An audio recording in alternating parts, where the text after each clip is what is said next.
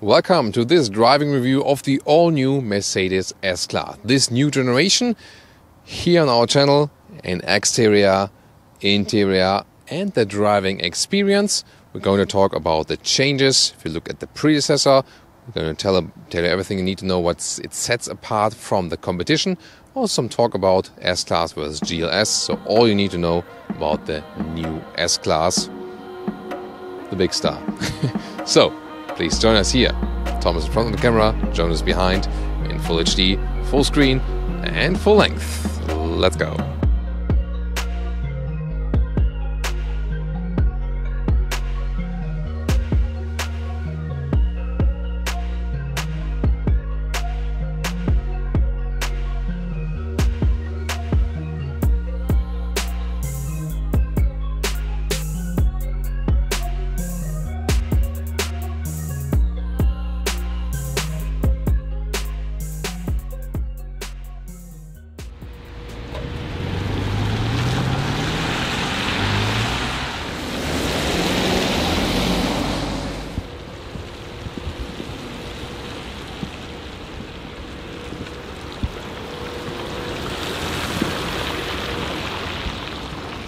So in the front you have a typical S-Class grille. Hasn't changed too much in the design actually, but it is actually a little bit wider than before. Typical Mercedes star on the top, and even though this is the AMG line, this will always remain like this. And this makes also the S-Class the vehicle which has the least difference from the normal version to the AMG line. The only difference is here a little stronger bumper and the air intakes are a little bit more prominent here in this AMG line.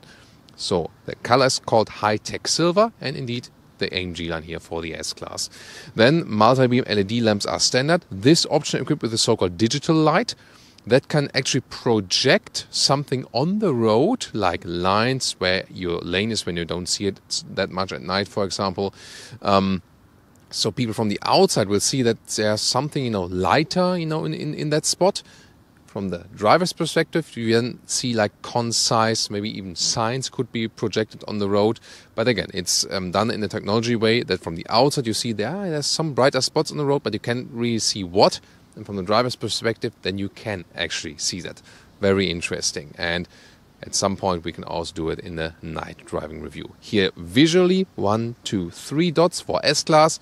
2 dots would be for the E-Class, 1 dot for the C-Class.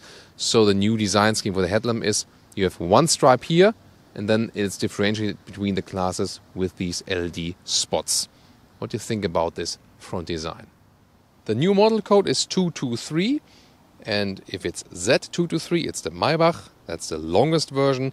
If it's V223, that's the one you see here, the long wheelbase version, which is the standard version for the US, and the length there is 5 meters 29, 17 foot 4 or 208 inches. Whereas the W223 short wheelbase would be 5 meters 18, 17 foot or 204 inches. So both versions actually are a little bit longer than the predecessor. Not a major change, but a little bit longer. Here the door handles are integrated, but here you can see they fold out and in. It depends on that way. It's more streamlined, just as for the air. Yeah, I don't know. You can also open or close it then with the key. It is a fancy feature like this. Yeah, but I mean, classic door handles would also be just fine. Wheels come from 18 to 21 inch. 21 inch exclusively for the AMG line. This being the AMG line, but we have the 20-inch wheels. So this is somewhat still a compromise. Air suspension is standard. A new option, you can also get the E-ABC, that's this E-active body control, so the car can also lean inside the corners. We talked about it in the Mercedes GLE or the GLS review, but it's not really a very necessary feature. Yeah, I mean, you can also just live with the normal air suspension. Then, typical design feature for the S-Class is this here, this C-pillar, which always has this very central form falling here, small and getting wider right there, and this has been kept over the recent generations. And also that here, the center of the wheel right here ends with the rear door. So these are two typical S-Class design elements which the designers also have kept for this very generation. One very important technology news is you now get rear axle steering, and this would actually be a feature I would really go for, I would spend the money for. So far the competition goes like from the rear, from the rear wheels, like 3 degrees or 5 degrees maximum. Here 10 degrees is possible that you turn in the opposite direction than the front wheels. This reduces the turning circle by 2 meters and makes the car so much more agile. And if you use the autonomous parking function, so it's not possible by self-manually, autonomous driving function, you can also steer at lower speeds in the parallel direction and go like in a kind of crab mode. We've shown it with the Vision AVTR, for example, here already possible. Usually if you drive faster than 37 miles per hour or faster than 60 kilometers an hour, it then steers in the parallel direction at higher speeds, and at lower speeds always in the opposite direction, and faking, so to speak, a short wheelbase and making this car, this very long car, then more agile than it actually is. And another interesting new safety aspect is when you have a side crash, so someone comes from the side right here and hits the vehicle, it automatically raises about 7 centimeters or 3 inches, so the impact is better absorbed by harder body parts. In the Audi A8 it was that just one side is lifting. Here in the S-Class both sides, so the whole car is lifting and then giving the inside occupants a better protection. There is a discussion, however, what is now better than for the car facing you. And the last time last time in the studio, we had some discussion that maybe it's worse for the other car hitting you. Now I talked to an expert and he actually told me that it's also better for the car hitting you, because when there's like a harder part, then the absorption goes better than when two soft parts hit each other. So yeah, really interesting, crash safety wise. If we trust the expert for now, it's also supposed to be better for the car facing you. A very fluent design here at the rear, almost looks like the ending of the raindrop. Tail lamps here very horizontally drawn and have the 3-dimensional structure on the inside. However, this one also looks quite like now, when you think about an A-Class sedan or Mercedes CLA and so on, just definitely bigger. And also this, boat or yacht style, that you have this part here, narrower than the lower part. Also typical S-Class design element, so it goes like this, like this. So very interesting also from this side perspective. Here in the lower part, is that a case for the Autogefuehl fake exhaust police? You have to decide that, because the outer tip, is really large. On the inside you can see the exhaust. They have a smooth transition there, but that might still be a case for the Autogefuehl fake exhaust police. And by the way, another very interesting aspect as for the noise insulation is, so when they built this car here, just from the raw chassis, they already apply some special foam that then extends from the process raw chassis in the paint shop and then fills up some gaps, so you have an even better noise insulation, and they really do that from scratch. Easier release now for the hood. When you release it from the inside, you can directly open it. And today we have here the S580, that's the 4-liter V8 biturbo. We'll have around 500 horsepower, so always with a mild hybrid system now for all petrol engines. It will also count for the inline 6-cylinder petrol engines, 3-liter, the S500 with 435 horsepower, or the S450 with 367 horsepower. Plus the electric boost each. And then there will be plug-in hybrid versions, both for the inline 6-cylinder and here also for the V8 engines with a pure electric range of about 100 kilometers or 60 miles. Then this will also be the base, a little bit different engine version than for the S63, the pure AMG model. And above that there will also be the 12-cylinder for the Maybach. Next to that you'll also again have the diesel model, 3-liter 6-cylinder for that too.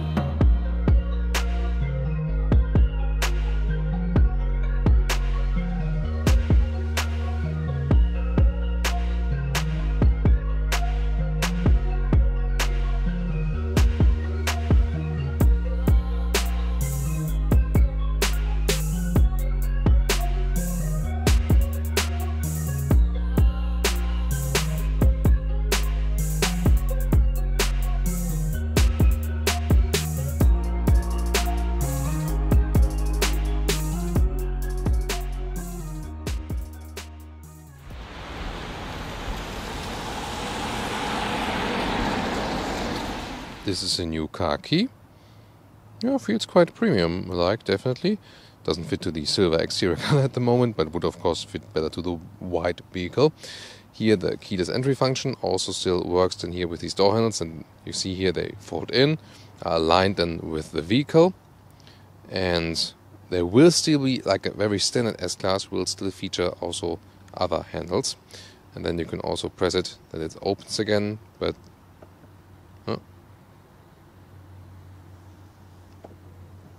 there we go. So this is what I mean, you know. It's not that intuitive, and yeah, I don't know. Not too happy with these new handles here. I don't know. So then, door closing sound, of course, feels very nice and also nice sound. And then has also the soft close available as an extra. Then inside of the doors, like here in the quilted structure, high build quality. However, one thing. Let me just deactivate this noise by... here it is. There it is, here, this new switch. This is still a real switch. So good to have that, but it's at the inside of the doors. And then, what I found a little bit strange here, these, they do not move again, you know? So, you see, I'm doing the controls of the seats at the moment. Something is happening, but you don't see it. So before they were like, you know, giving you feedback, that's gone now. Also not a step forward. Then no buttons here also for the controls here for the side mirrors and all these capacitive button controls. It's not intuitive to use at all. Burmester sound system here, by the way. Now a 4D sound system is available, which can also have some vibrations in the seat. Here, the seating looks very, you know, voluminous. I always say it looks in the lower part like molten lava that fell over the seat. Animal skin is standard for this vehicle. This is an option here with these fabric cushions. They're really, really very nice and soft. However, you can also get an all-fabric seating for the S-Class. You just have to order it. It is possible also in all markets. Just ask for that if you want to go animal-free. However, I think, you know, the pure fabric seats would, of course, be better for the climate comfort, so they stay cooler in summer and warmer in winter. But some customers might still want to go for the like this sleek leather look, and then they also should offer, you know, a more sustainable alternative. After all, Mercedes claim, the official claim is now sustainable luxury. Not the case for these very seats. However, you sit, of course, very comfortable here. And plush and soft. The fabric seat would be even a little bit softer. And then the steering wheel control here, electric, up and down, in and out. All new steering wheel here, so it's really, you know, really compact, also for the size of the vehicle. 2 steering wheels are available. This is here the AMG steering wheel. You are available in AMG-line and also in the true AMG model. The other one would have, you know, like one button area here, left and right. This one here is split, looks therefore more sporty, and also has a, you know, cooler, sportier touch, perforated sides. But these here are all just all one button. 1, 2, 3, 4 buttons. Capacitive feedback, some kind of. You also hear something and feel something, but still, to control it here with these arrows and so on is harder than before. It looks maybe sleeker, looks cooler overall in the whole interior. They cleaned up about 27 buttons, less than before. They said it as an, you know, like a technology advance. But to me, it is really not. What would be your? Yeah, that's the voice recognition system. Soon also more to that. Interior overview, it's actually quite good. It's a little cloudy and dark at the moment because here we can see the ambient lighting set to blue. Really nice here. Upper part, lower part. Ambient lighting, that's something Mercedes really can do very, very well. The air vents here in the top part here in a horizontal way. Before that, or if you think about the GLE or GLS, they are bigger and placed right here. Here now in this top part then. Then you have 12.3-inch digital instruments on the left. Right side, this new 12.8-inch screen in a more vertical fit. This has aroused so many discussions. Soon going in depth on that. Start-stop engine button is right here. Overall, we see a good build quality, but here this, you know, a lot of black piano like I'll use. This doesn't give me the best impression. So hardly any physical buttons left here. This is all also, with these capacitive buttons. There's here also a fingerprint sensor that you can register with the vehicle or with your Mercedes user account. And then you can hop into any rental Mercedes, for example, with the same system here. At some point, just have your fingerprint on there, and then all your settings and so on will load. Here again, the view of the steering wheel, which has this, very prominent round structure in the middle part here, even more stressed than before, but really sport look, especially with the AMG styling right here. Volume would be here, up and down, picking up the phone, right side thumb here to control the right side infotainment system. This is possible, but of course you can use the infotainment system via touch as well. This is also meant to be. And on the left side you can use your left thumb then to control the digital instruments. They also have this new 3D view. You can activate or deactivate it. It's not possible to catch it on camera really, and also when you have it on and close one of your eyes, it's like flat two-dimensional. When you open your eyes, again both eyes at the same time, it has like this in-depth feeling. It looks cool, but is it easier to read that way? Not at all. It's harder to read that way, so it's more like a fancy feature. And new head-up display, also soon more details to that. If we go on further into the lower area, then we have this opening right here. And then there's two Usbc chargers, adaptive cup holders. In the very front part, inductive charging for your phone, then some more space for your phone. For example, if you want to connect to the cable here, Apple CarPlay, Android Auto, and here the Apple CarPlay would also be available in the wireless way. And then opening this middle split as we know it before, but not too much space underneath there. But then you have two more USB-C chargers and once again another wireless charger. Then the new infotainment system like here, you can control it via touch. And it's also easier to reach from here. This is the home button. The climate control is integrated in the screen. That's what I do criticize. It's nice that you have some visualizations as for the ambient lighting, as we know it, already. But hard to do it while driving. They more trust on, for example, using the voice input. Hey Mercedes. Hey Mercedes. Hello, I'm Mercedes, your voice assistant. Would you like to know more about what I can do for you? No, just increase the temperature. I'm increasing the temperature to 23 degrees. So here, that's the way it could also work while driving, for example. And then impressive camera view, for example. Here you also have a 3D surround camera view. And that, is not that responsive, but it really looks impressive here with a big star. And it's really set out to the cameras that are, all around the vehicle, and then you have the visualization right there, and you can, for example, use the semi-autonomous parking functions of that vehicle. You can pick the different drive modes here with this dynamic select. If you go back here, then we go also with the comfort mode, sport plus mode, then suspension, steering, engine input or throttle input, and the ESP is being changed. There's also a volume meter right here on the right side, but you can also do it like this or at the steering wheel. But again, physical buttons are almost completely gone. Then GPS view, I like this. This looks actually quite responsive or responsive enough. Of course, you can also use the voice input and set a destination or something. And on the top part, you can, for example, also share the content then from the front part to the rear passengers. You can also do, not sure why it's not loading at the moment, you could also do a conference call in the vehicle. Comfort settings, you have ambient lighting settings, different colors and so on. Really nice seat massage. For example, here also, the cushion is actually moving, so the lower part of the seat.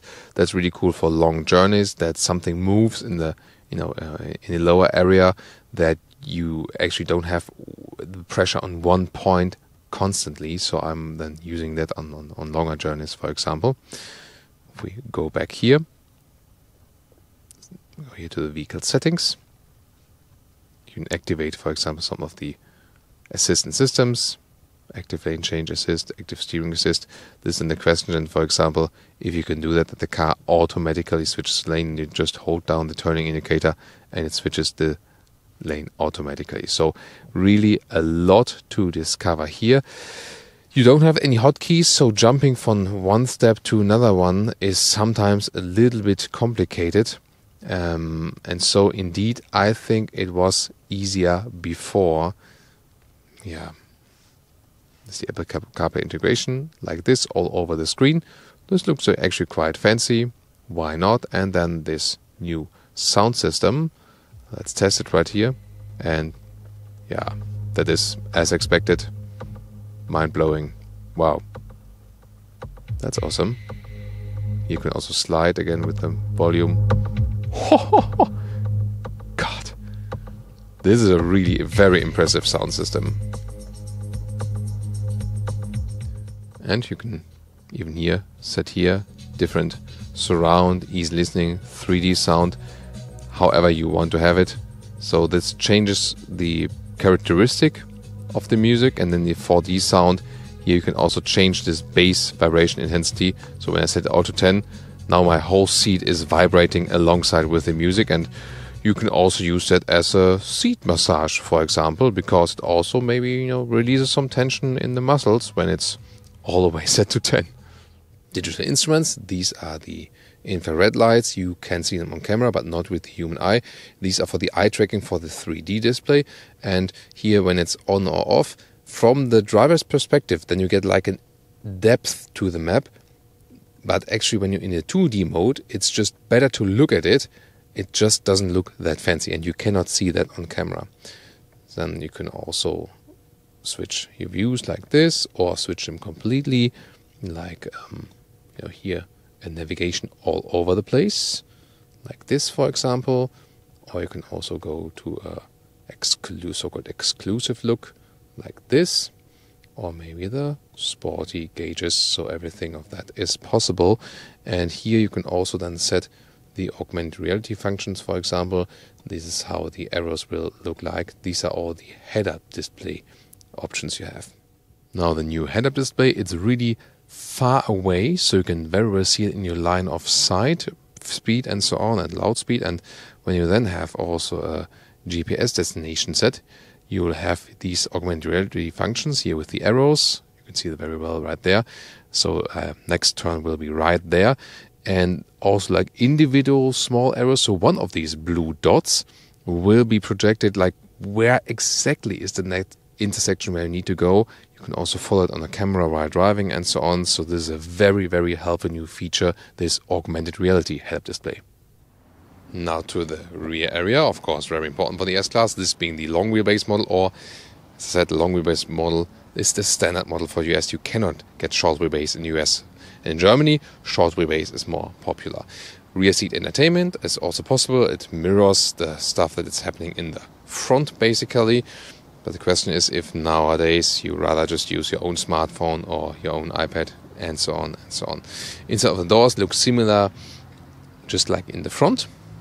And you also have these, the levers here for the windows, all four.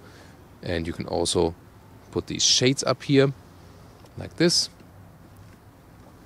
Or down again, like this, all electric.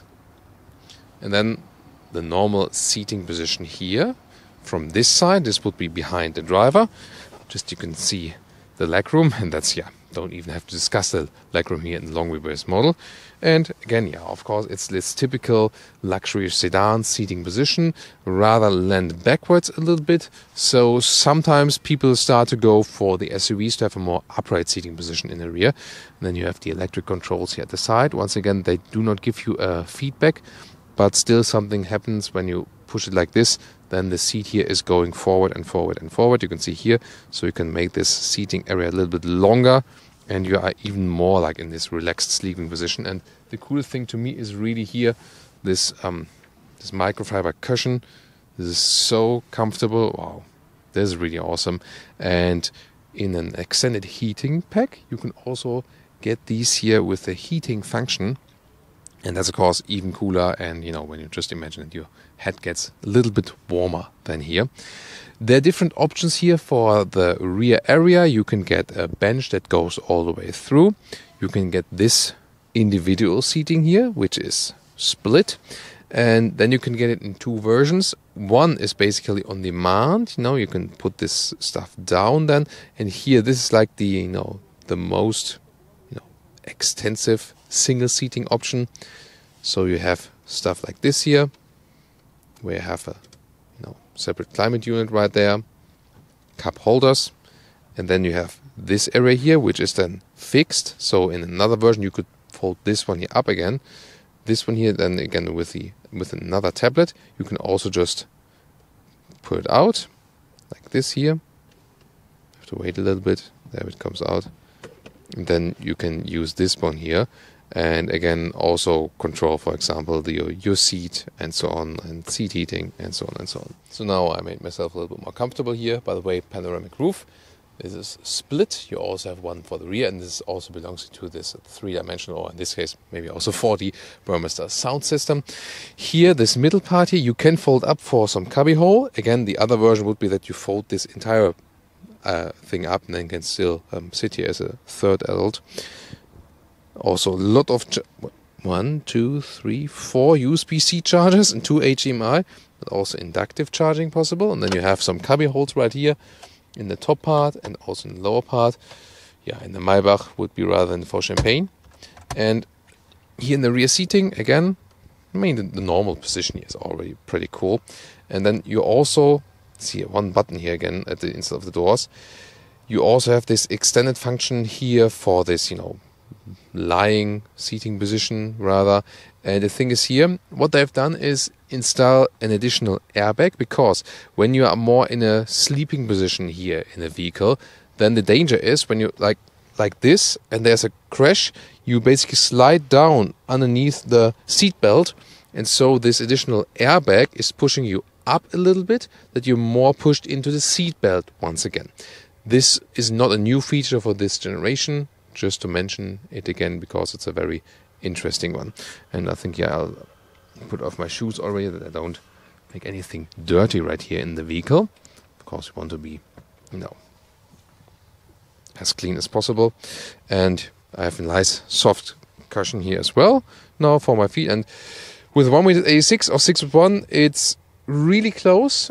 It fits when I have my shoes off, but then I, already hit the seat, of course. So I would say, like, for 1m80 and 6 foot, that's ideal.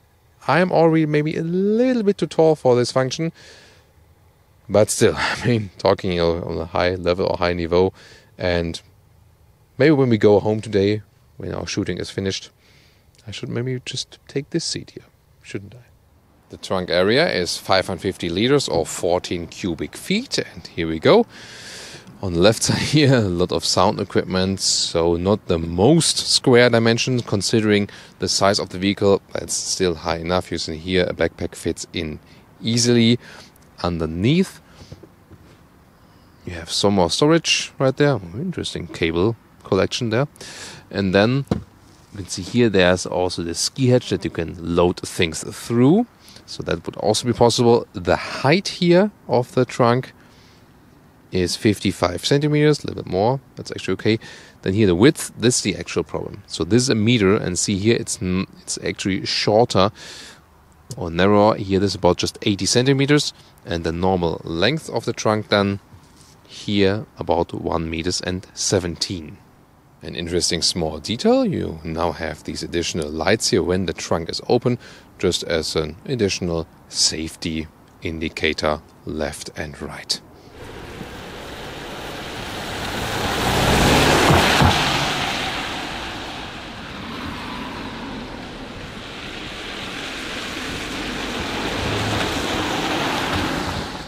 Welcome guys to the S-Class driving review in this new generation. Impressive camera image right here, then augmented reality on the camera screen, and I see the same also in the head-up display. Thanks, Jonas. So this is also this new augmented reality head-up display. It's really hard to pick it on camera while driving, but it, the image you see here on that screen, that's actually what I also see in the head-up display, and that's of course really, really impressive. It is more far away than anything else we have seen so far, and I have, wow, this is really cool. So Like this blue arrow was basically moving then towards the traffic light, and you could really follow it here in that display. That is really, really interesting. Just deactivate the turning indicator for a second. And this is also one of the major things first here about the new S-Class. Of course, it was well insulated before, but I told you in the exterior part. So they have this new mechanism that, you know, while doing the chassis, they already apply some foam that then extends during the next process and fills up the gaps, that so there's, you know, nothing which could create like a, you know, disturbing sound. And being here, like it's a little bit rainy outside, trucks passing us, there are, you know, planes passing over us, we hear absolutely nothing. It's so super silent in here, and even standing still is then some kind of a joy. Wow, I really feel the rear axle steering as well. So the rear axle steering, talked about it earlier as well, with this maximum of 10 degrees in the opposite direction. This really fakes a shorter wheelbase, so the car feels as it would be a little bit shorter, and this really helps steering around this, especially the long wheelbase version, which is then the standard version for the US. And I can really say this augmented reality head-up display is already one of my favorite features, because so far, I mean, the augmented reality function here on the screen has always been nice, and you can see it right here once again. But here, having it on the head-up display, you can so much more just concentrate on the road, and you don't have to check the map or something. Here, once again, I don't have to look down in the instruments in the map. I don't have to look down here to the map. I can just rely on the arrows, and they really show me where's the next intersection, especially here, like, you know, we're going like this, like a circle, and so many directions we could possibly go. That's really, really well done. Driving the 580, the V8. We already drove that one too in the GLS, Mercedes GLS, so we know the basic engine. Here, final specs as we talk are not ready yet for the S-Class, so around 500 horsepower, around 500 horsepower here for the S-Class, and so a little bit more than in the GLS, also with the MHEV system right here. But although it's mild hybrid system, of course, it won't be the one that is, you know, most economic. Driving it now on the motorway, and the air suspension is doing a phenomenal job. It is giving you this carpet feeling, so a very soft ride. We know and expect that from the S-Class. Blind spot monitor is active here at the side mirrors. When I hit the turning indicator, we also get an acoustic warning and the flashing as well. And we can set the cruise control here on the steering wheel. With these capacitive buttons here now, it's a little bit harder, the feedback you get. So before, when you had the real physical buttons, that was definitely easier to experience, you know.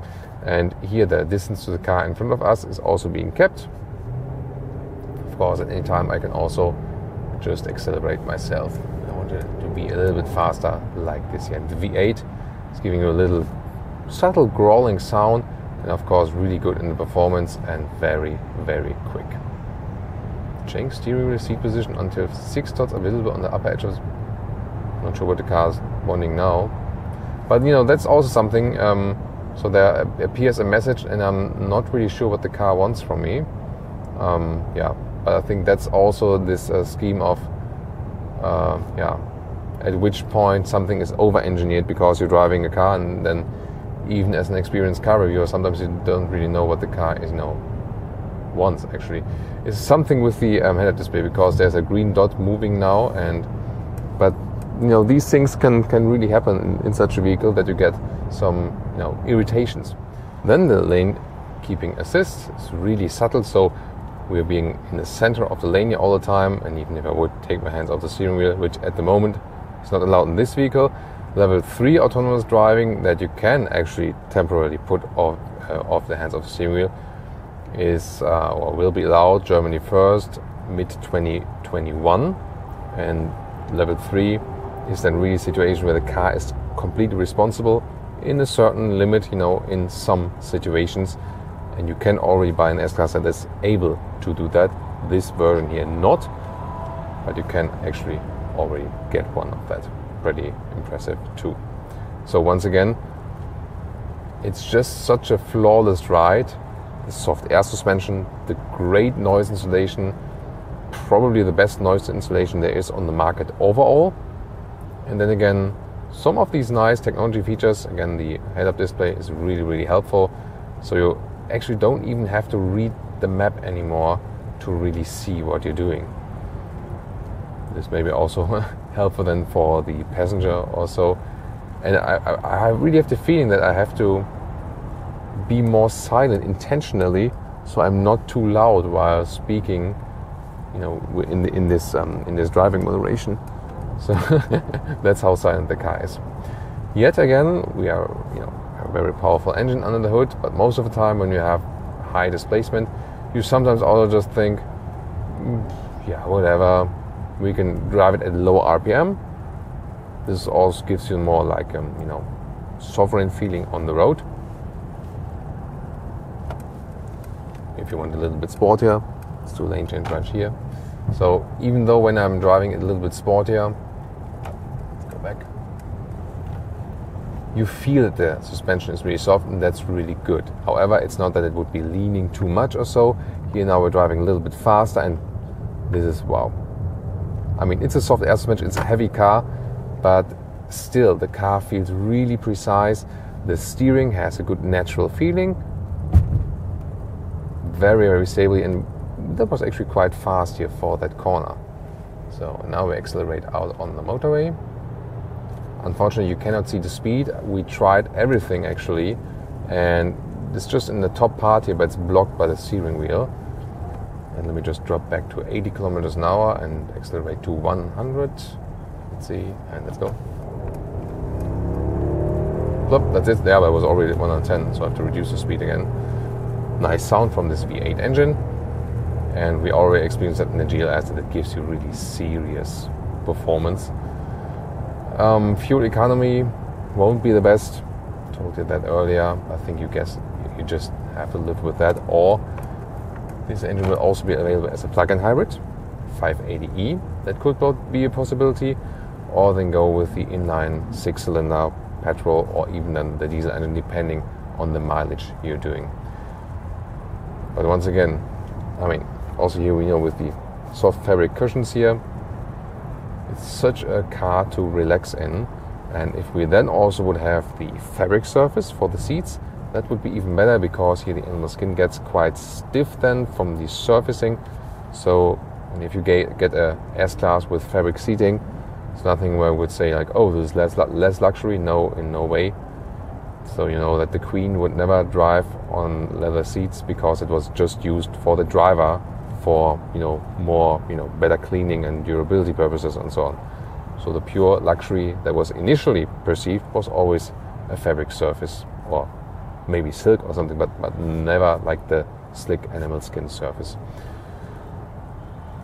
When being here in traffic, it's one of the cars where you care least about traffic, because you say, once again, it's so silent and so relaxed, it's just fine.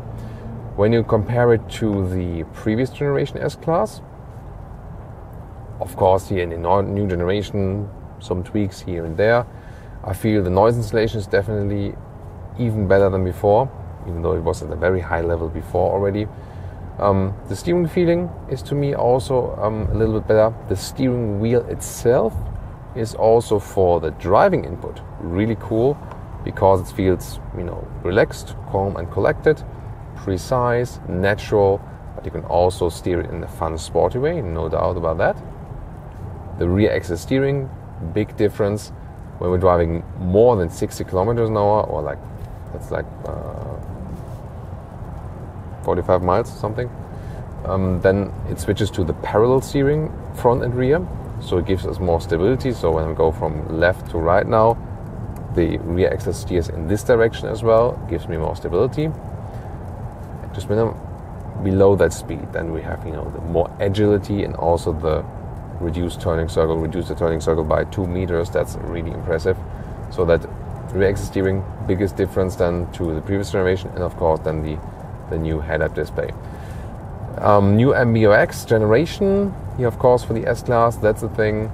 So when we drove to this event, we were driving in the GLS, which has the current generation of the MBUX, and I mean, now when you see it running here, it's not the biggest difference, but I feel when we had the two monitors left and right here, you could better see what's going on than with this central screen and here. This more makes the impression of that it's like optimized for autonomous driving, optimized for the passenger, and not necessarily for the driver. However, the touch can be better reached here. You know, when it's like here, you touch it like here. So this can be better reached with touch. And one reason for that is, of course, that they want to introduce here the climate control as touch.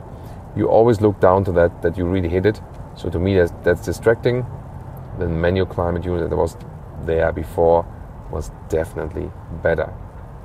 So my verdict here, previous S-Class, this S-Class is driving-wise even better, precise, silent, great as for the rear axle steering, nice with the augmented reality head-up display, but the rest of the user input more complicated than before, and in some points also a little bit over-engineered, that you sometimes think, so yeah, was that really necessary now? So technological process is always helpful when it's really making things better and easier, and not necessarily like, look at that, wow, that's a cool feature. And one of that is also the 3D view of the digital instruments. First of all, I'm not needing the digital instrument that much anymore because I have the new head-up display. And then when you have the 3D view here, you sometimes think like, this is a cool feature you could show off to your friends, but it makes it harder to read the map, you know. Or for example, here I went back to now this mode. Why am I now in this different view mode? So sometimes things happen where you ask yourself, did I really do that now, or was it unintentional from the vehicle? Yeah, so that's the thing, to me, like the disadvantage here of the S-Class.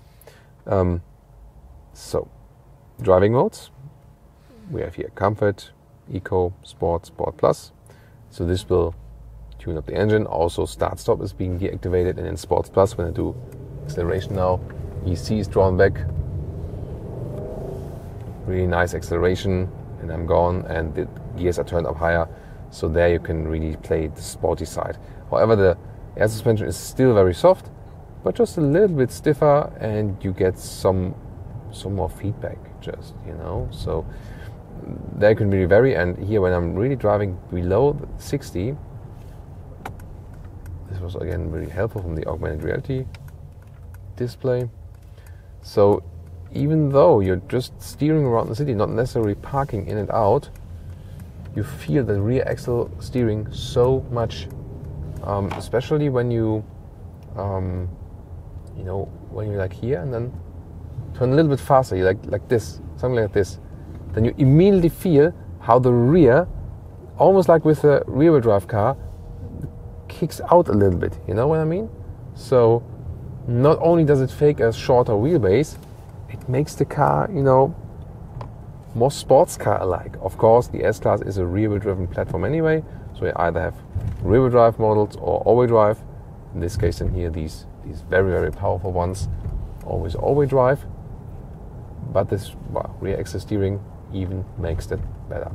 By the way, here, our shooting location here for today is this customer center in Sindelfingen, where you can, for example, also pick up your new Benz. And yeah, you might guess it, we have special permission also to film right here, although all signs says no, you can't. Yeah, but for you, of course, we make that possible. We let this G-Class pass. Maybe some drifting in front of the center. Not today. So I really hope you enjoyed this driving part here. Very interesting impressions here with the all-new S-Class. And last but not least, we have the fuel economy. Let's see on our short trip here. And that is 11 liters on 100 kilometers. So with the GLS, I had about 13. So that's really way better. And let me just translate it to the MPG figures. That's 21 MPG US or 25 MPG UK. And that's indeed 2 to 3 liters better than with the GLS with the same engine. And yeah, you know, like 2 to 3 mpg also more. So as for the fuel economy, considering this was the 8-cylinder, thumbs up.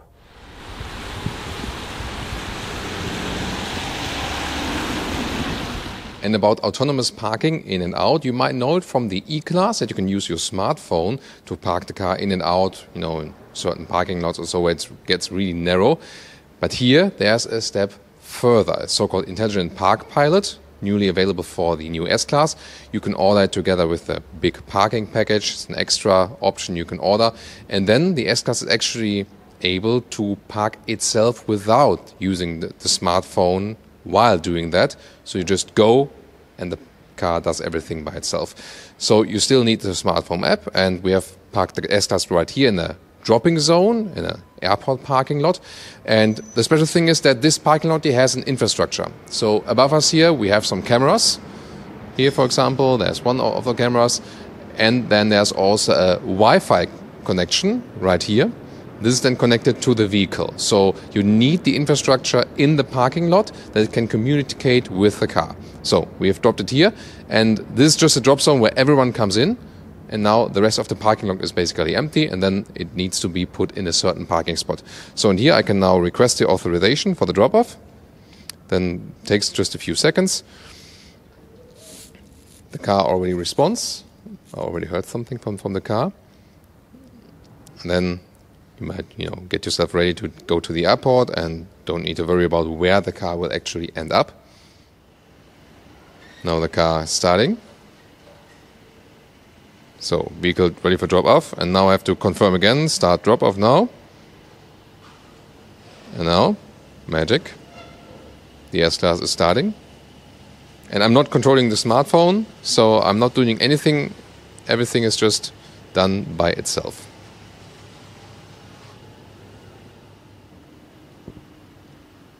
So we now arrived in the lower level and supposed to be in the spot 53, so also goes back in the rear. Theoretically, it would be possible to pick the car up here then again, but it's rather intended when you, for example, touch down again, then you call the car with your smartphone, and then you receive it once again in the drop zone, so you don't have to search for it. However, the smartphone app will also give the information where exactly the car is parking. And you see, there's no one inside the vehicle. Just as proof, you probably see it also on camera.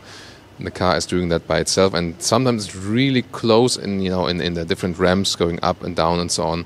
So, and this can be really helpful because you could theoretically also put the single parking spots really narrow to each other and have just more space available in the whole parking lot, and of course make it easier that you don't have to walk through your car and always get on and off in the drop zone.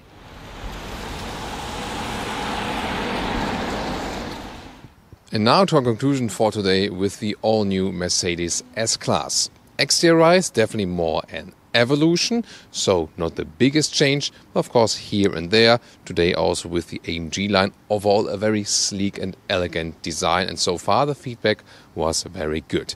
Interior, definitely more a revolutionary change, especially as for the infotainment with this vertical orientation, and of course everything more digitalized. The voice input is actually very good. It's the second best one on the market, you know, just right after the Android Automotive system that is firstly used in the Polestar 2. Then the build quality is actually quite nice, but then a lot of use of black piano lacquer. That's maybe something that's lacking in quality, or just, you know, they're like prone to scratches and so on and so on. As for the part of over-engineering, you know, there are a lot of new, very cool technology features. However, the user input in the interior is worse than before. So when you reduce buttons, it maybe looks cool, but it's not better for the customer to use it. So I had more problems using this system here than with the previous generation, especially on the steering wheel with the capacitive buttons.